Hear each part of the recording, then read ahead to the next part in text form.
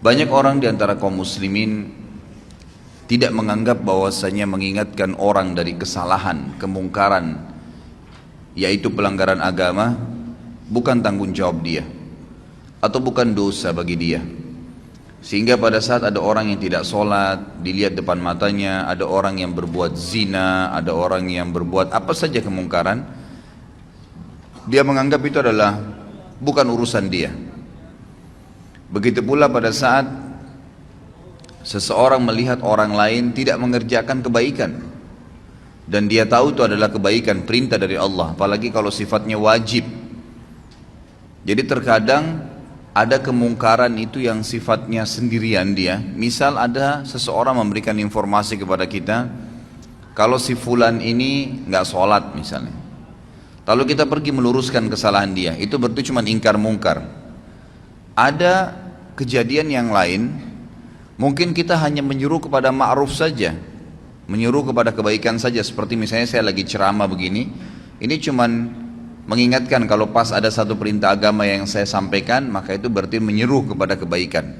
Tapi ada hal yang bersatu keduanya, dan yang cenderung kepada dosa besar adalah ketiga-tiganya tentunya. Yang bersatu misal ada orang yang tidak sholat, maka kita pungkirin, kenapa nggak sholat akhi, kenapa nggak sholat ukhti, itu namanya ingkar mungkar. Lalu kemudian kita ikutkan dengan perintah ma'ruf. Misal kita mengatakan sholat itu kan wajib, Allah yang wajibkan, berarti itu menyeru kepada kebaikan. Ini gabungan antara keduanya, gabungan antara keduanya. Jadi semua ketiga contoh tadi itu masuk dalam kriteria dosa besar yang kalau orang tidak melakukannya. Yang lebih fokus lagi kata ulama adalah masalah yang ketiga, yang digabungkan, Saya rincikan dulu. Kalau yang mungkar saja tadi, misal saya dilaporkan oleh seseorang, si fulan nggak sholat, si fulan niat mau berzina, si fulan niat mau kerja di tempat riba, tolong ustadz nasihatin. Saya lalu datang dan menasehatinya. Ini ingkar mungkar saja, ingkar mungkar saja. Nah ini kalau diminta kepada saya untuk meluruskannya, maka wajib saya harus bisa meluruskan. Kalau saya tidak luruskan, saya dosa besar, karena saya membiarkan orang terjerumus dalam perbuatan dosa besar itu. Tapi kalau yang sedang dia lakukan dosa kecil dan saya tidak luruskan, saya tidak ingatkan, berarti saya termasuk melakukan dosa kecil. Kalau menyeru kepada kebaikan, misal kayak ceramah seperti ini, maka ini lebih cenderung kepada hukumnya sunnah, kecuali memang ada satu kasus terjadi. Seperti contoh besok Natal misalnya, lalu saya tahu ada kaum muslimin yang melakukan perbuatan ikut-ikutan, lalu saya tidak luruskan, saya tahu itu, saya tidak coba menyampaikan yang ma'ruf, gitu kan? Maka berarti perintah agama memerintahkan agar kita merayakan Idul Fitri Idul Adha dan tidak ada hari raya yang lain, mengingatkan kepada ma'ruf. Saya tidak ingatkan, maka saya berdosa besar. Tapi kalau umum saja penyampaian ceramah, itu hukumnya sunnah saja kalau dia sampaikan secara umum, gitu kan. Kemudian ada yang gabungan antara ingkar mungkar dan ambil ma'ruf tadi. Seseorang yang sedang tidak sholat di hadapan kita, lalu kita ingatkan, luruskan, lalu sekaligus kita sebutkan fadilah daripada ibadah itu, berarti menggabungkan keduanya. Lebih cenderung Imam Az-Zahabi mengatakan semua masuk dalam kriteria dosa, tapi ada rincian tadi. Cuman kalau digabungkan keduanya, ini sudah jelas dosa besar, mutlak, tidak ada lagi pendapat lain. Misal ada orang depan mata kita jelas-jelas berbuat kesalahan pelanggaran agama, ya, maka di sini wajib bagi kita untuk memungkirinya. Kalau tidak, dan sekaligus menggabungkan dengan ma'ruf, ya, diingatkan. Jadi jangan sampai teman-teman cuma bilang orang lagi berzina, jangan kamu zina, haram dalam agama. Itu nggak cukup. Itu cuma ingkar mungkar. Harus digabungkan. Apa alasannya? Apa solusinya buat dia?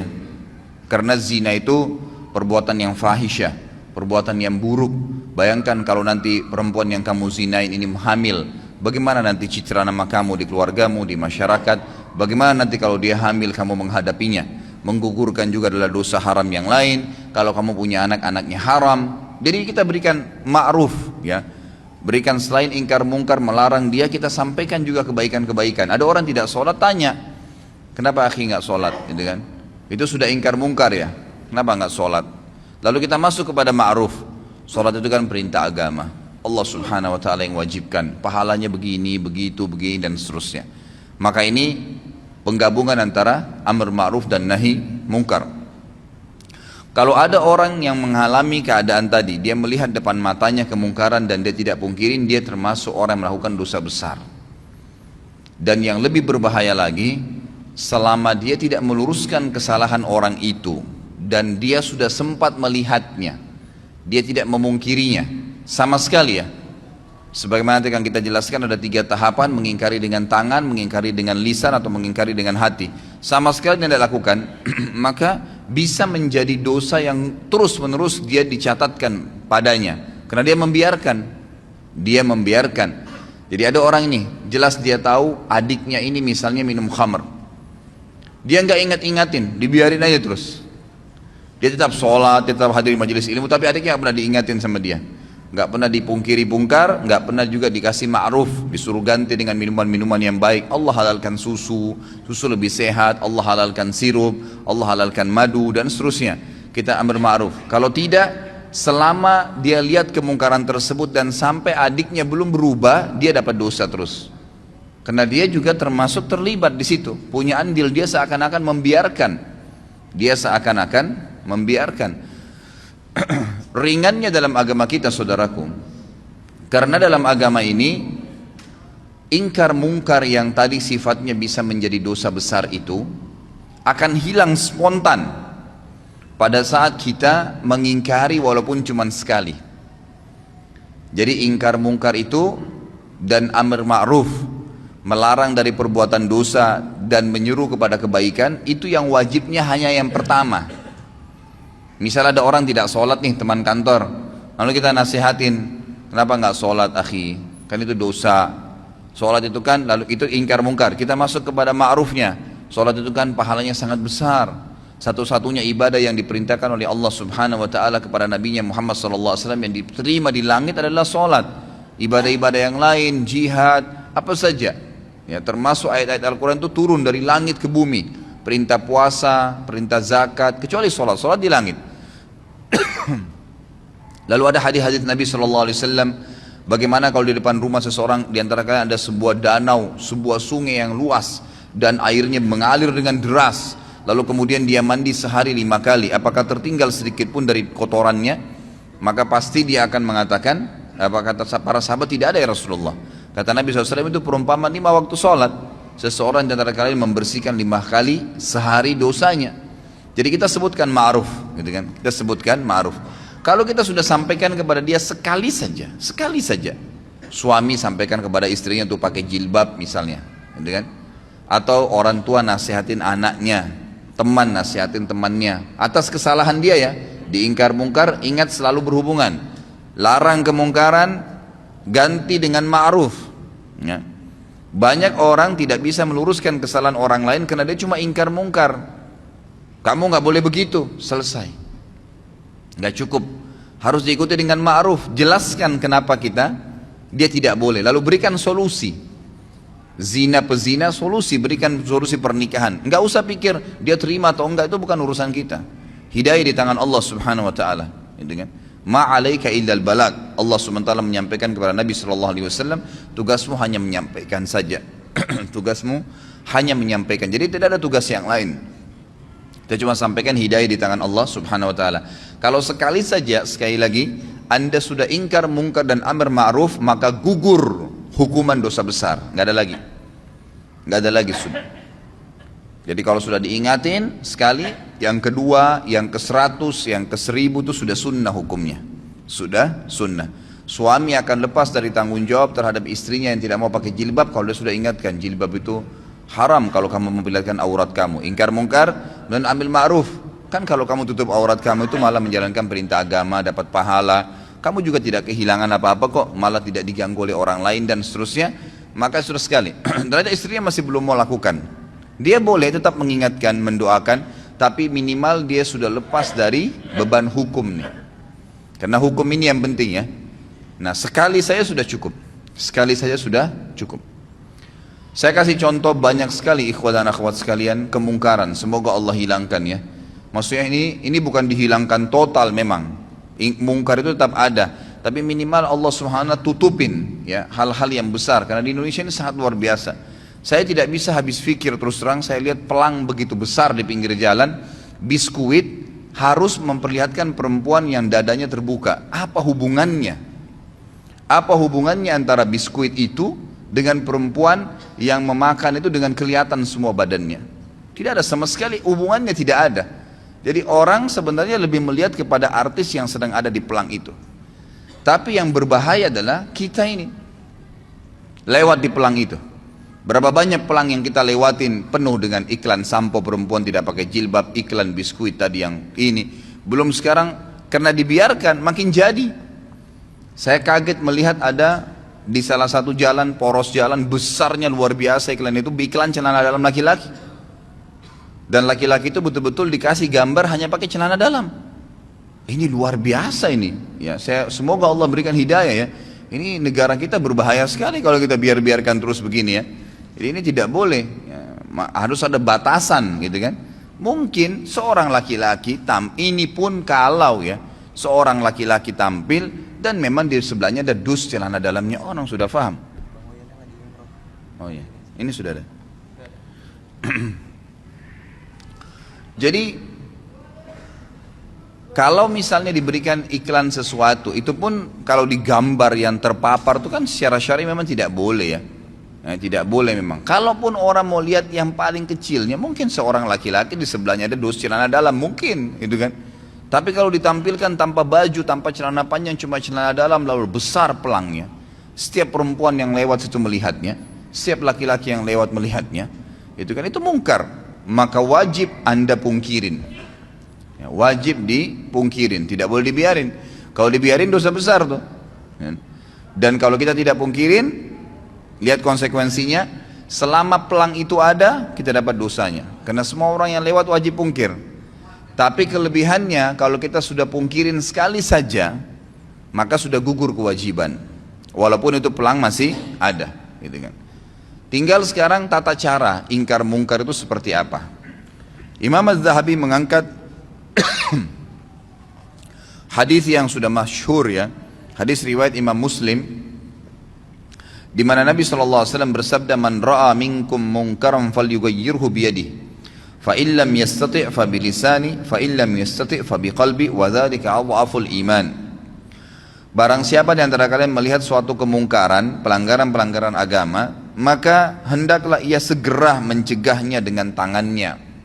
Tangan ini kata para ulama adalah kemampuannya, power yang dia milikin.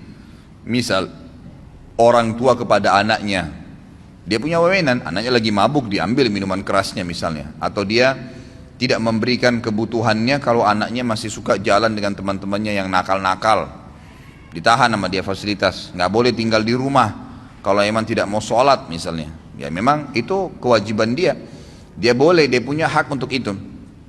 Atau atasan kepada bawahannya, kerja di sini wajib pakai jilbab, kerja di sini wajib sholat 5 waktu, yang tidak mau keluar. Sayangnya banyak orang-orang muslim ini, pengusaha-pengusaha yang paling diprioritaskan itu adalah kamu harus datang on time ya. Itu apa nggak masalah. Jam 7 pagi kamu harus hadir di sini, kalau lewat berapa menit saya potong gaji kamu. Kamu harus keluar jam begini, kamu harus pakai baju yang seperti ini. Dia peduli tentang urusan dunia, tapi masalahnya dia tidak peduli dengan urusan akhirat pegawainya. Dia tidak marah sama pegawainya kalau azan nggak sholat.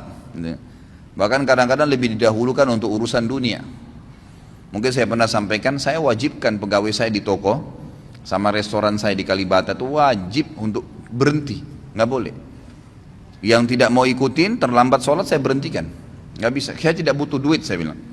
10 menit sebelum azan berhentikan orderan, nggak boleh, gitu kan. Sampai ada teman saya akhirnya ketemu dari Saudi, dia bilang saya pas masuk di restoran antum, saya belum tahu kalau itu restoran antum deh. Pas saya duduk, gitu kan, langsung dibilang maaf, orderan sekarang nggak bisa lagi, 10 menit lagi azan. Dia bilang ini saya baru temukan dari restoran begini di Indonesia ini. Ya, belum pernah ada yang larang kita mau pesan makanan 10 menit mau azan katanya. Terus kemudian saya bilang kayaknya pemilik restorannya berarti tahu agama nih. Beberapa waktu kemudian dia ketemu sama saya ngobrol-ngobrol, baru dia tahu waktu restoran saya. Dia bilang, oh pantas dulu waktu saya mau makan nggak boleh sholat, nggak boleh makan kecuali sudah sholat. Gitu. Loh iya memang begitu peraturan saya kasih, gitu kan? Harusnya begitu. Ditaruh di depan rolling door-nya itu tulis sedang sholat, nggak apa-apa, gitu kan? Harusnya begitu karena kita punya power. Akhirnya pegawai saya mau tidak mau, duhur, asar, maghrib, isya itu saya ngambil hukum syar'i di situ. Dan orang-orang bahkan tidak jarang, subhanallah, orang yang lagi makan, orang yang lagi belanja di toko tuh ikut sholat. Oh di mana masjidnya mas? Oh di sana, ditunjukin. Pergi sholat dulu, balik lagi habis itu. Subhanallah, kenapa orang bisa pada saat kebelet kencing ke kamar mandi? Kenapa pada saat azan nggak bisa ke masjid? Nggak ketemu alasannya gitu.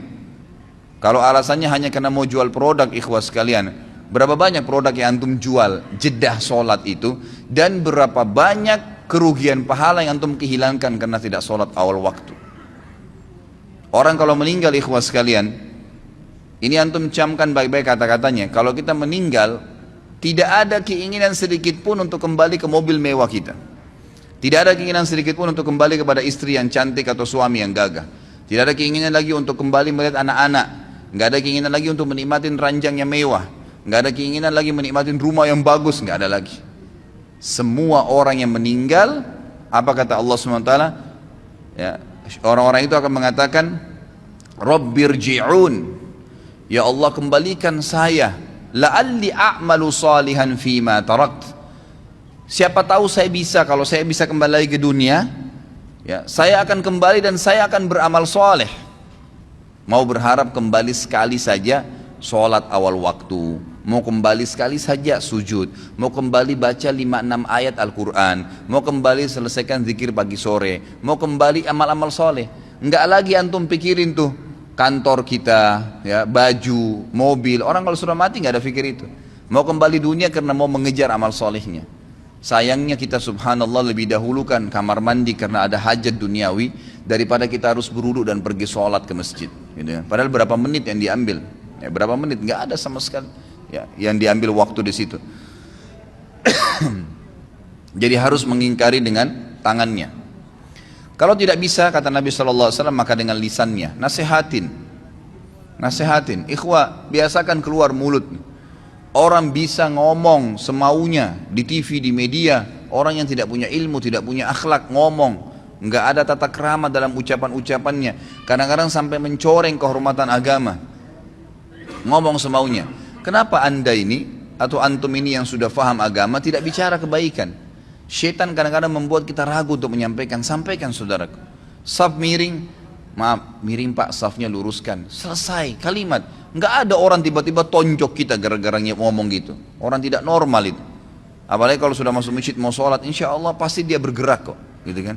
Kalau dia sudah ingatkan sekali, tetap aja nggak mau, dia kadang-kadang tidak mau dengar, sudah. Tapi kita sudah lepas dari tanggung jawab hari kiamat, harus itu ya. Dalam sebuah hadis yang sahih riwayat Imam Ahmad, kata Nabi SAW, siapa yang lihat kemungkaran pada seseorang dan dia tidak memungkirinya secara sengaja nih, betul-betul dia tahu di depan matanya. Jadi bukan misal ada orang berbuat mungkar di layar TV, kita nggak mungkin pungkirin kan? Maksudnya tidak mungkin pungkirin dengan tangan ya, bisa dengan hati mendoakan. Tapi di sini kalau ada orang yang lihat depan matanya, dia tidak pungkirin dengan tangannya, dia tidak pungkiri dengan lisannya, maka ini berbahaya sekali. Selama itu ada maka akan menjadi dosa, selama dilakukan akan menjadi dosa buat dia. Tapi dia kalau pungkirin sekali lepas dari beban hukum. Tapi hadis ini sangat tegas nih. Siapa yang lihat kemungkaran pada diri seseorang lalu dia tidak pungkirin dengan tangannya kah, dengan lisannya kah, atau nanti saya jelaskan dengan hati yang selemah-lemah iman di situ, maka orang yang berbuat mungkar itu akan datang hari kiamat di depannya Allah, lalu mencekik leher orang yang melihatnya berbuat mungkar dan berkata, ya Allah, orang ini lihat saya buat mungkar dan dia tidak ingatkan, maka hukumlah dia. Bayangin tuh. Jadi kita nggak boleh masuk surga sendirian. Ingatkan orang, saudaraku. Lisan itu ucapkan kalimat yang baik.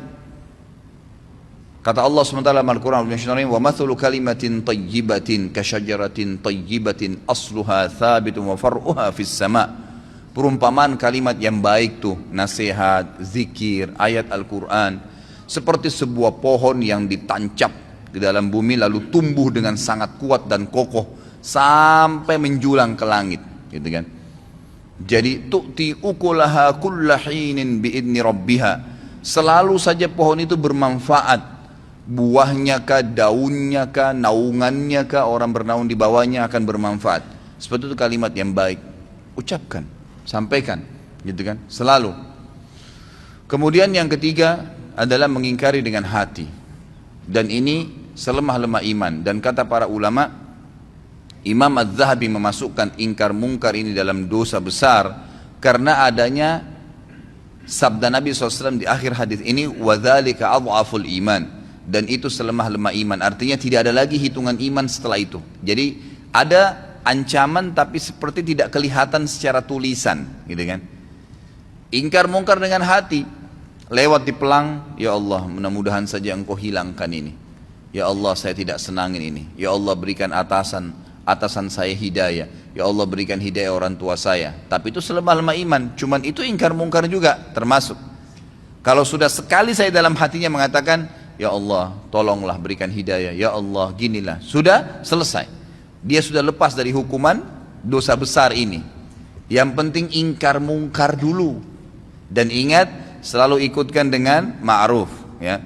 Jadi misal, ya Allah buatlah dia berhenti untuk tidak sholat dan mudahkanlah dia untuk mengerjakan sholat itu. Karena kadang-kadang doa kita Allah berikan seperti yang kita minta, ya. Ya Allah buatlah istri saya pakai jilbab misalnya. Lalu berhenti sampai di situ. Ya sudah dia pakai jilbab, tapi pakai jilbabnya kita belum tahu bagaimana. Tapi ya Allah berikanlah dia hidayah supaya dia tinggalkan dosa kelihatan auratnya ini, lalu berikanlah dia hijab dan buat dia istiqamah di hijab itu. Berikan dia hijab yang syar'i yang betul-betul dia sadari itu adalah sebuah kebaikan. Lengkap doanya minta kepada Allah SWT. Maka itu sangat baik, ya itu sangat baik. Jadi ingkar mungkar dalam hati pun harus, ya, harus. Dan juga dari sisi lain kata para ulama, hikmah, tentu ini sangat peka ya.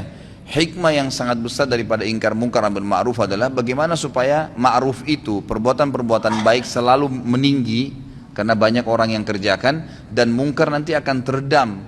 Karena setiap orang diantara kita, kalau dia jalan dari masjid ini misalnya pulang ke rumahnya sebentar, pasti dari masjid ini ke rumahnya itu akan banyak sekali kemungkaran. Bayangkan kalau seseorang di antara kita, anggaplah kita yang hadir sini misalnya 200 orang. 200 orang ini kalau pulang menuju ke rumahnya misalnya, kan itu.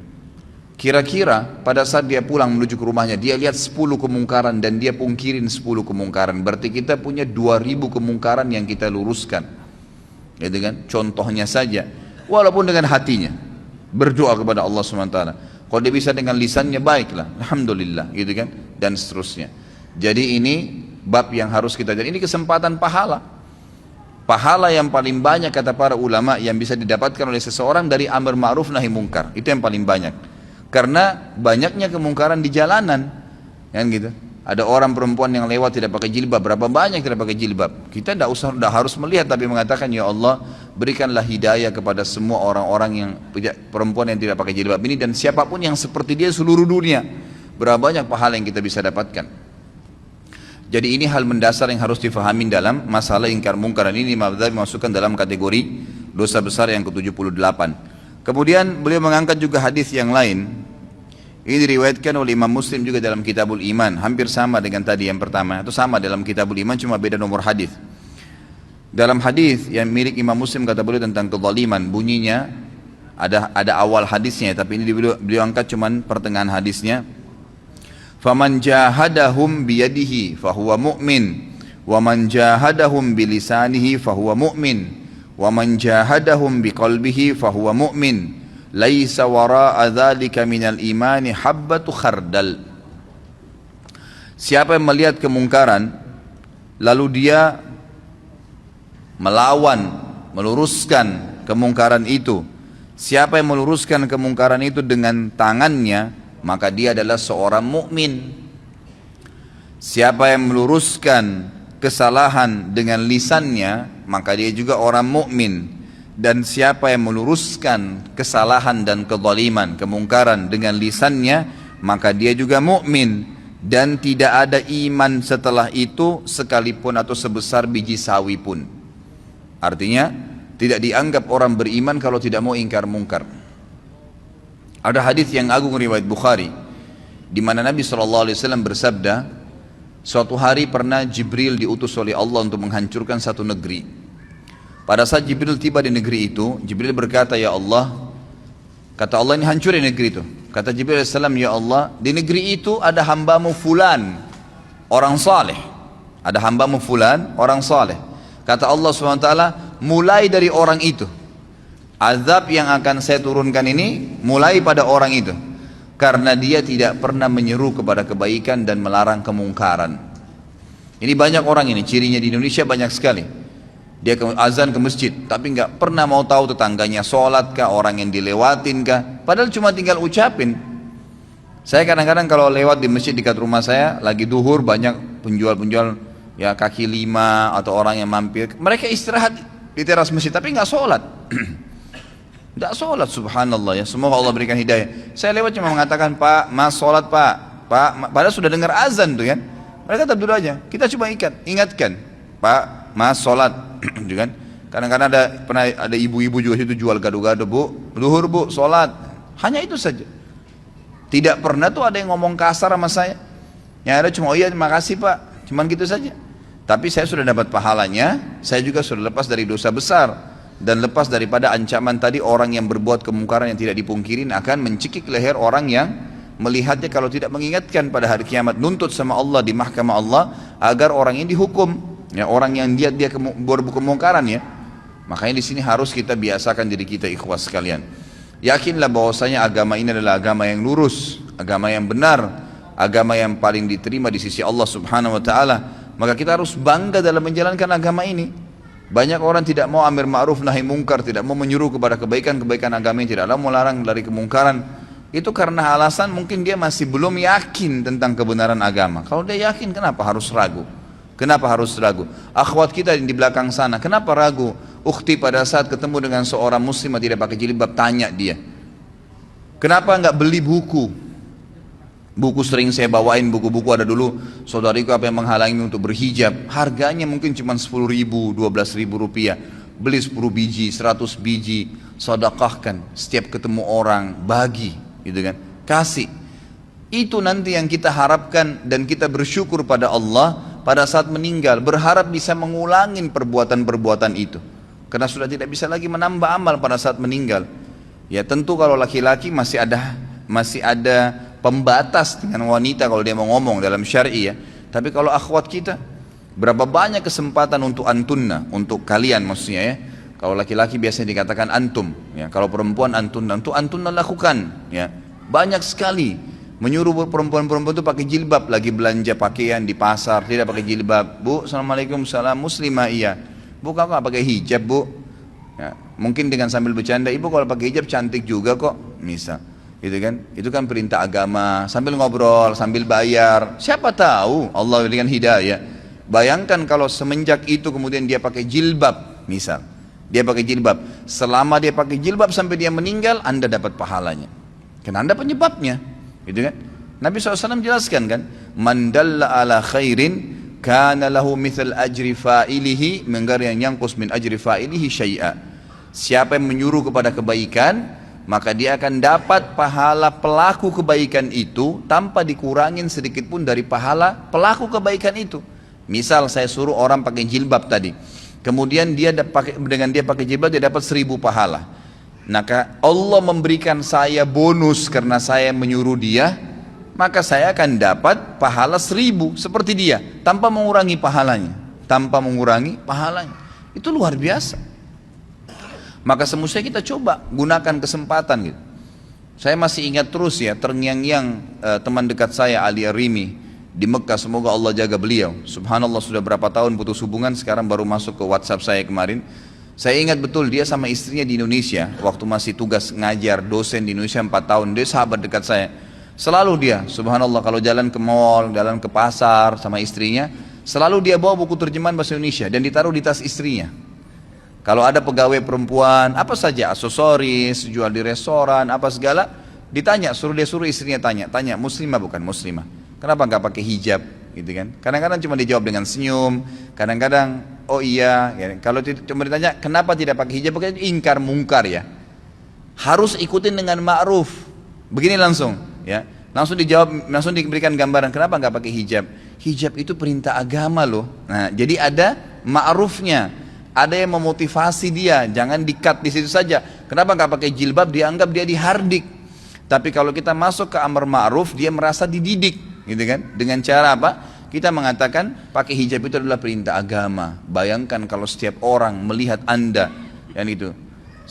Dari sini saya tempat kerja, pulang ke rumah, 10 orang yang dilewatin. Mungkin ada tukang becak, tukang gerobak, supir taksi, siapa sajalah orang yang lihat, setiap laki-laki lihat dapat dosa. Ngapain panen dosa itu untuk apa?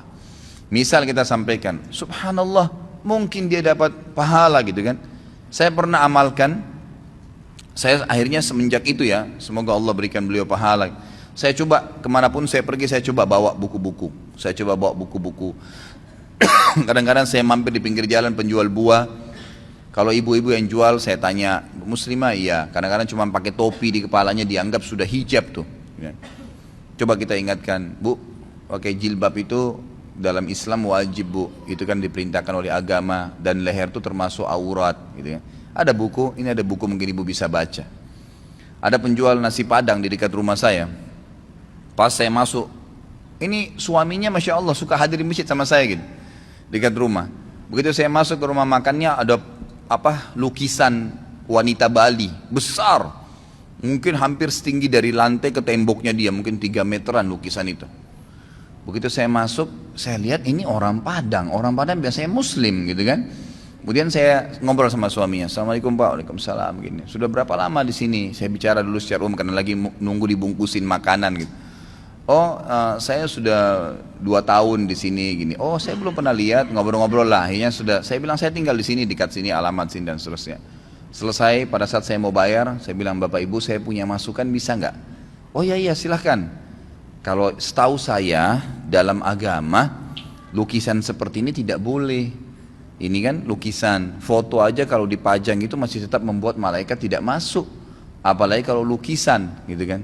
Oh yang ini Pak Ustadz? Iya, yang ini. Oh ini kebetulan dikasih sama teman. Nah, iya, saya mungkin tahu, baik itu dikasih ataupun dibeli, tugas saya mengingatkan dalam agama karena memang ini nggak boleh. Subhanallah, mungkin syaitan akan mengatakan kepada kita, siapa tahu dia marah. Sempat terlintas tuh di hati saya, terlintas sejenak, gitu kan? Nanti dia tersinggung, nanti dia marah. Tapi saya selalu melawannya. A'udzubillahi minasyaitonirrajim. Saya luruskan. Subhanallah, dengan sedikit saya nasihatin, dan kebetulan waktu itu saya memang lagi bawa mobil, saya turunkan dari mobil buku.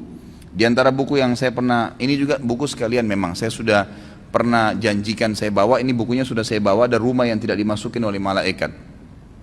Ini ada mungkin, kalau tidak salah berapa ya, ada 30 atau sekian rumah, contoh-contoh rumah yang tidak dimasukin oleh malaikat. Ada, ya dia pakai F ya. Saya kurang tahu ini jumlahnya, tapi yang jelas ada banyak sekali buku-buku rumah-rumah yang tidak dimasuki malaikat. Rumah orang yang memutus silaturahim, rumah orang yang mendurhaka orang tua, rumah orang yang memakan harta anak yatim, rumah yang memakan harta riba, rumah yang di dalamnya terdapat anjing, rumah yang ditempati oleh syaitan karena tidak ada zikrullah, tidak ada membaca Al-Quran di dalamnya, rumah yang penghuninya terbiasa mencaci maki, baik itu sahabat, orang-orang soleh, orang yang sudah meninggal, rumah ya, yang di dalamnya tergantung gambar dan patung. Nah ini yang disebutkan oleh beliau di sini di halaman 100. Lalu beliau sebutkan sebab pengharaman gambar, gambar lukisan tangan, hukuman dan azab bagi orang yang membuat gambar, dan juga hukuman bagi orang yang sengaja memajangnya. Saya kasih buku ini pada saat itu. Ini ada buku mungkin bisa dibaca. Subhanallah, besok saya datang dan sampai hari ini saya masuk ke rumahnya itu nggak pernah lagi ada gambar itu. Kadang-kadang waktu saya mampir saya bercanda, udah nggak ada gambarnya Pak. Iya Pak Ustadz sudah, Alhamdulillah. Ya kami juga baru tahu kemarin. Malah sebenarnya mereka tambah dekat dengan saya itu Pak, dengan ingkar munkar dan amar ma'ruf tadi. Yang awalnya syaitan kadang-kadang buat kita ragu, ya, buat ragu. Itu kesempatan, peluang besar untuk mendapatkan pahala. Ingkar munkar, ingatkan. Karena kalau tidak malah berbahaya, sebagaimana tadi saya jelaskan ya. Nabi Muhammad SAW dan para sahabat paling gemar dengan amar ma'ruf dan nahi mungkar. Bahkan kita tahu kisahnya Abdullah bin Umar dan Abu Hurairah radhiyallahu anhum. Abdullah bin Umar dan Abu Hurairah radhiyallahu anhum ini kalau mau sholat, ya, mau sholat, mereka sudah tahu misal waktu sholat subuh, duhur, asar, maghrib, isya, jamnya atau saatnya kayak kita sekarang pakai jam ya. Itu mereka berdua ini selalu keluar sebelum waktu, selalu keluar sebelum waktu. Dan selalu setiap kali itu keliling ke rumah kerabatnya, tetangganya dipanggilin. Ayo sebentar lagi sholat, ayo sebentar lagi sholat. Ada yang diketuk pintu rumahnya, ayo sebentar lagi sholat. Terus begitu. Setiap mau sholat lima waktu ini dua orang ini selalu begitu. Terkenal di kalangan sahabat. Jadi sering kali mereka mutar jauh sekalian sampai ke masjid sudah azan. Ini mereka sudah amar ma'ruf sekaligus ingkar mungkar. Gitu. Pahalanya banyak. Barangkan berapa banyak orang yang mendapatkan atau kita dapatkan pahalanya hanya karena dia mendapatkan hidayah. Yang mendapatkan hidayah. Ini penting sekali. Sekarang banyak sekali wasilah ya, banyak sekali cara untuk menyampaikan yang ma'ruf dan melarang kemungkaran. Kalau sekarang mungkin dari BlackBerry sudah ada, di WhatsApp sudah ada, dan salah satunya sudah saya bahasakan kan. Ya, bisa diambil, tinggal buka YouTube, ambil ceramah saya, tinggal dipencet ada titik 3 di sebelahnya gambar ceramah saya itu ada bagikan, tinggal ambil share, bagi kepada teman-teman. Gratis, yang ngomong saya 2 jam, Anda cuma tinggal pindahin, pahalanya sama. Ya, apa susahnya? Daripada kirim gambar yang nggak benar, gitu kan? Nggak ada manfaatnya.